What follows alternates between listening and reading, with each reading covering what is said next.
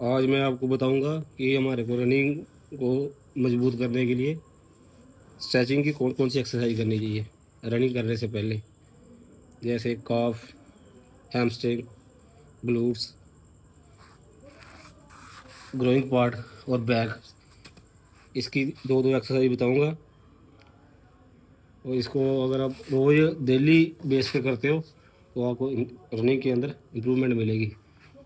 अगर आप रोज़ स्ट्रेचिंग नहीं करते और बिना स्ट्रेचिंग के ही रनिंग कर रहे हो तो आपके मसल खींचने का डर रहता है, हैमस्ट्रिंग पुल हो जाती है और ग्रोइंग पार्ट में और पूरी पीछे की साइड जो टाइटनेस महसूस होती है। अगर आप स्ट्रेचिंग करेंगे तो जो टाइटनेस हैमस्ट्रिंग खींच रही है वो नहीं खींचेगी।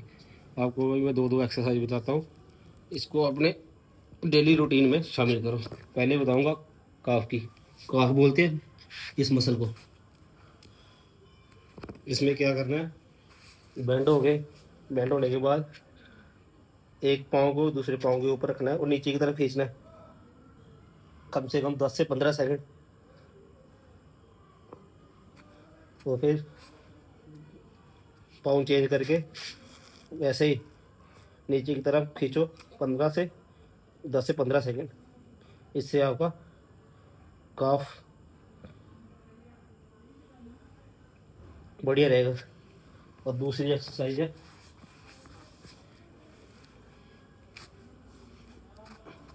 टांगे को सीधा कर लो। अगर आपके अंदर फ्लेक्सिबिलिटी है तो फिर हाथ से भी कर सकते हो। पहले सिंगल लेग से अंदर की तरफ खींचो जोर से, आपको पूरा काफ मसल खींचेगा। फिर दोनों हाथों से अंदर की तरफ खींचना। अगर फ्लेक्सिबिलिटी कम है तो टॉवल वगैरह लेके भी खींच सकते हो। दूसरा मसला है हैमस्ट्रिंग। ये हैमस्ट्रिंग इस चीज़ को बोलते हैं, ये जो है ना हमारे, ये खिंचती है रनिंग में बहुत से लड़कों की।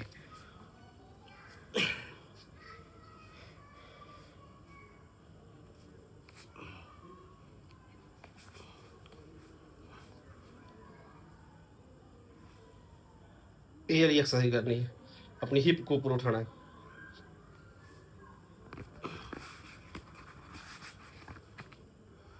इस तरीके से बैठ जाओ, पीछे हाथ टेक लो और ऊपर उठाओ, पूरी आपकी हैमस्ट्रिंग खींचेगी। और इसकी एक एक्सरसाइज ये वाली है, टांगों को, दोनों टांगों को खड़ा करने के बाद तो एक को खड़ा करो, एक को नीचे रखो, पूरा अंदर की तरफ खींचो जितना खींच सकते हो। ये पूरा मसल ना खींचेगा, इससे आपकी हैमस्ट्रिंग फुल नहीं होगी कभी। इसी तरह दूसरी टांग से अंदर को खींचो पूरा।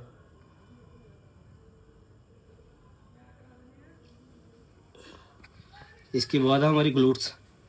ग्लूट्स बोलते हैं हम अपने, ज़्यादातर समझ सकते हैं ये वाला, इसको हम ग्लूट्स बोलते हैं। इसके लिए टांगों को सीधा करो, ऐसे अंदर रखो और पूरा अंदर की तरफ खींचो जितना।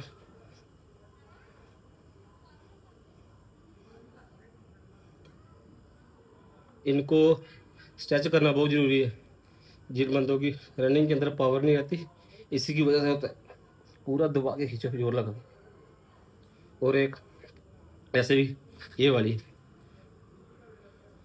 बाहर से पिंडी को हाथ डाल के इधर लगा के खींचो और पीछे देखो, इससे आपकी बैक की एक्सरसाइज भी हो जाएगी। इसी तरह दूसरी टांग को चेंज करके इसको इससे भी करो, अंदर की तरफ पुश करो पूरा, जो खिंचाव पड़ना चाहिए।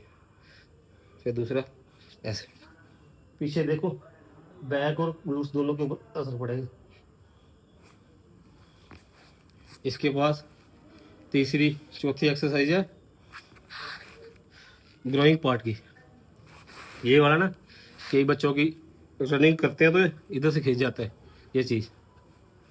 इसके लिए क्या करना है आपने, बटरफ्लाई पोजीशन बना लेनी है। इससे नीचे के जो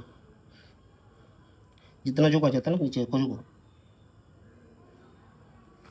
इस साइड से इसको दबाओ, जितना दबाया जाता है ना उसे नीचे का पूरा प्रेशर से करो, इधर से खींचेगा। फिर उसके बाद खड़े हो जाओ, कद के मुताबिक टांगे खोल लो और बैठ के पूरा बाहर की तरफ पैरों को सीधा रख के पूरा बाहर की तरफ पुल करो।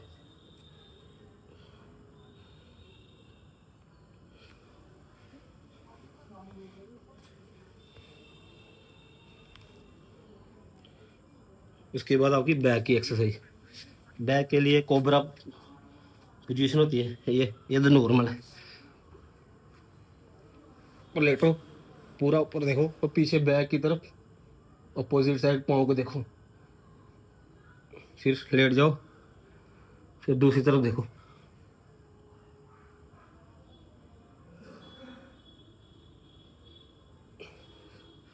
ठीक है, फिर एक एक्सरसाइज।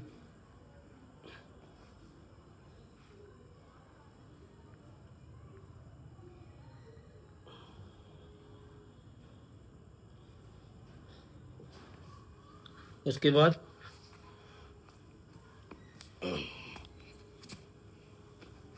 इस तरह पूरा ऊपर को उठाओ बॉडी।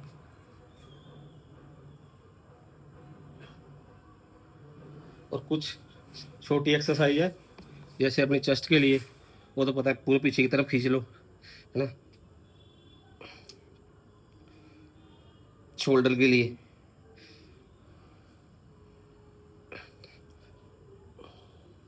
छोटे मसलों के लिए एक्सरसाइज तो पता ही है, ये ये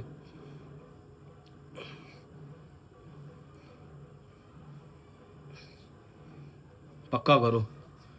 इससे क्या होता है, हमारे मसल के अंदर जो हमारे को स्ट्रेचिंग की ज़रूरत है मिलती है। और ब्लड का, अगर ये एक्सरसाइज को आप अपनी रूटीन के अंदर शामिल करते हो तो आपके जो मसल के अंदर ब्लड का सर्कुलेशन सही रहेगा और आपकी इंजरी होने का खतरा कम रहेगा। जय हिंद।